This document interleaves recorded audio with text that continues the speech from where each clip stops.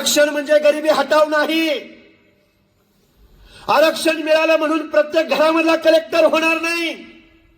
आरक्षण मिळालं म्हणून प्रत्येक घरातला पोरगा झडपी मेंबर होणार नाही. आरक्षण मिळालं म्हणजे घरावरती सोन्याची कौलं लगेच दुसऱ्या दिवशी बसणार नाही.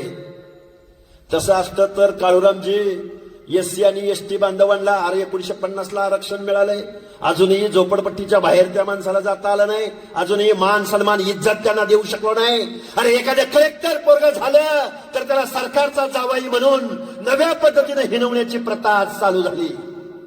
अरे शेकडो वर्षाचा जाच आहे तो कुठं 75 वर्षात संपतो का?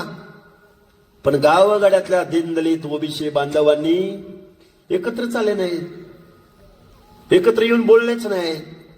ज्या गावगाड्यातल्या गावातल्या ग्रामदैवताच्या गाभाऱ्यामध्ये ज्या लोकांना प्रवेश नाकारला गेला.